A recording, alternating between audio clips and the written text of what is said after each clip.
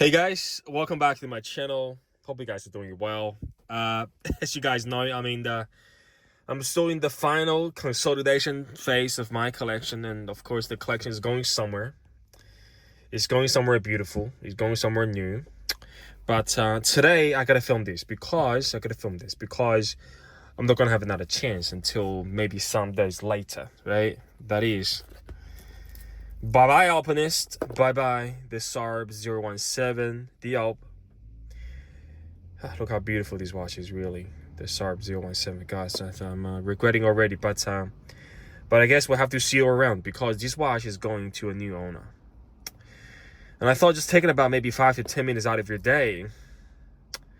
Again, I don't think this is the first time filming it, in this style that is, saying goodbye to a watch, and of course, at least at this stage of our collection. And but I gotta make 3 points, okay? I gotta make 3 points.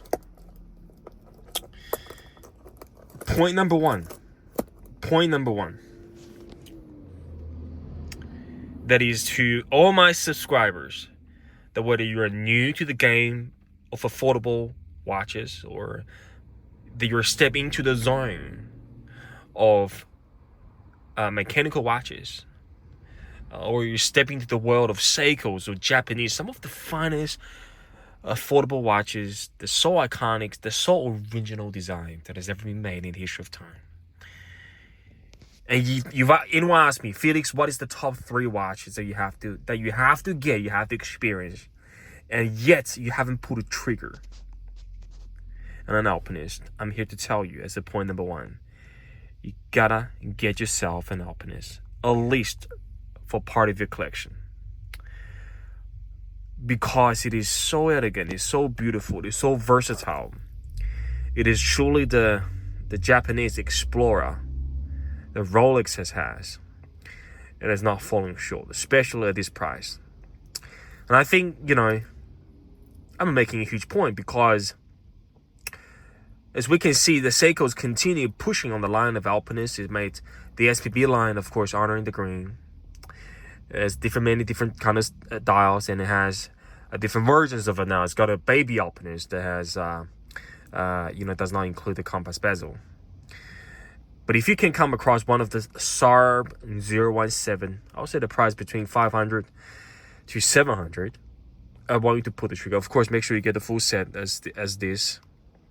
This is strapped with the strap called oyster bracelet. Of course, goes to the new owner as well. He's super proud. That is the first point I'm gonna make. If you never pull the trigger, let me just do some close up on this.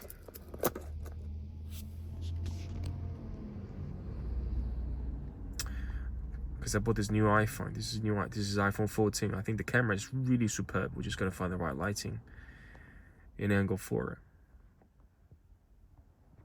There you go. Because I'm holding the phone right. I'm just outside of the post office. Just want to get you guys the last. There you go. I think we're getting the focus there, right? It is truly beautiful. Seiko has done this watch justice and knocked out of the park. Of course, there's so much history to this, which I'm not going to cover right now. So if you got a chance for the SARB 017, pull the trigger on it. And I'm just going to do a bit of reflection here to give you guys the last beauty of glimpse on the watch before we ship it to the new owner. It's going to be a great Christmas for the watch and for him. Okay? Now, the second point I want to make as a reflection of this topic is, guys, it's really okay to lose money. All right, just give you the full transparency. As you guys know, I like to share the idea of my own collection because I believe will help others. And in terms of money, I know you guys will probably start laughing at me. Felix, how can you lose money on an Alpinist, right?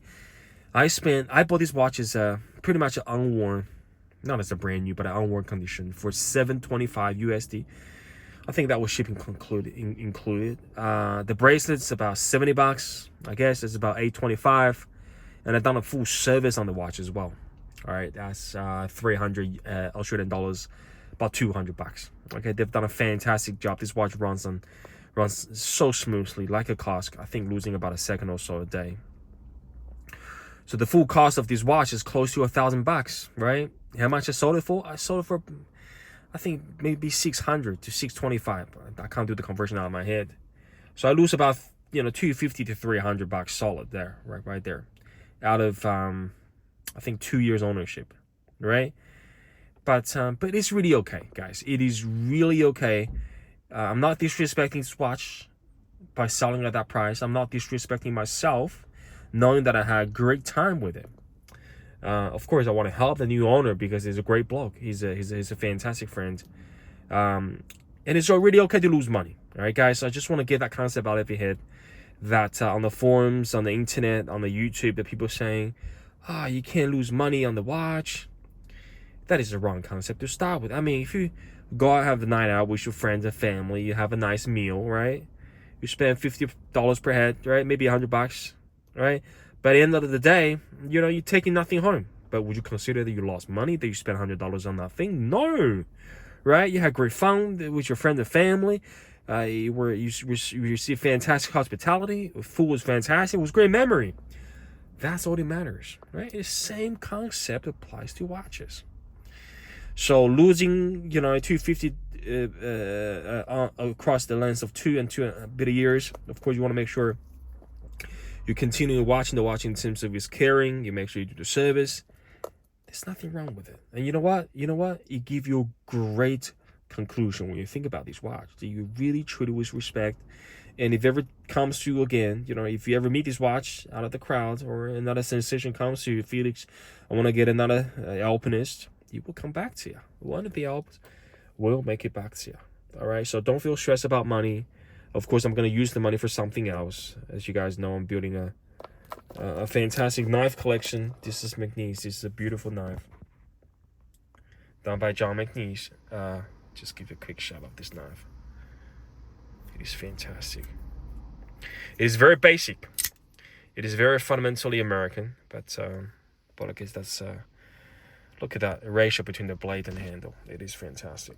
Actually, make a great pairing.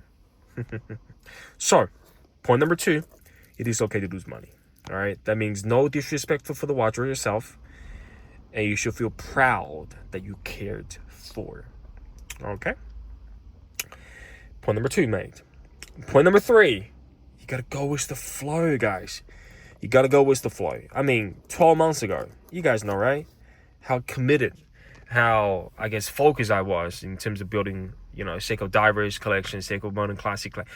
I could name all the watches, all right? We had Turtle, we had 62 Max, we had Willard, we had Monster 2nd Gen, we had Sumo 2nd Gen, we had a bunch of different Seiko 5s, we had 55 Fathom Seiko 5, we had Bruce Lee Seiko 5, we had so many different watches, right? So many different watches across the board. We had the Tuna, we had the Solar Tuna, we had the SPBN Tuna level, we had the Seiko Ani. We had so many wonderful Seiko watches. Yeah, that's right. Right? I was never thinking about a different brand throughout that time, right? But now we're stepping in new different directions. Am I saying that the old past was incorrect? Am I saying I'm getting out of those past and I'll never think about you again? Or I'm simply saying goodbye temporarily with respect to the last chapter of your collection and simply embrace what is to come? It is really simple. Don't overthink. Don't be attached.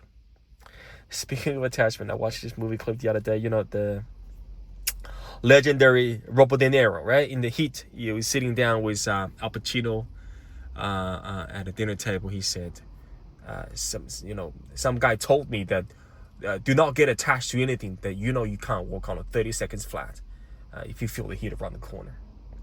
I think there's a lot of truth to that concept as a man, right? So say that you've done a great job of giving you all I had, all my care, all my attention. I had a great time with you. And now looking to the next chapter in your life. And it's going to be great as well. And there will be next chapters again. And there will be a rotation, maybe throughout some of the Seikos that I sold, and I'm pretty sure some of them will make back to the collection again. And that is life. And that is life. It's what to say that word? It's cyclical. I'm not saying it's repeatable, but it's cyclical. And when the season changes, you're gonna realize the trend. And don't go against the trend in your mind. Right? We're all human beings. We feel different things from time to time. As long as we're being honest with ourselves, we don't lie to ourselves. We respect the decisions that we make. And just take it easy, guys, all right? So the 3 points that I made to this experience of selling the Alpinist. Number 1, again, I just want to wrap it up again. Jump on the Sarb 017 if you have a chance. Number 2, it is okay to lose money. It means no disrespect for the watches yourself. You're actually paying respect to your contribution to the community. Number 3, go with the flow. Your rotation and your collection will change. Go with the cyclical flow, and you will really enjoy the watch collection in the long term. That's it, guys. Again, congratulations to the new owner. I appreciate you purchasing, and I know that you will really have no issues with this watch, especially because it's been serviced in 2022 for the next 35 years. Water sealed, ready for any sports, and it runs like a clock. Runs like a cask. Okay, guys, that's it for today, and I hope no matter where you're at, you have a fantastic day. And I'll see you very shortly in the next one.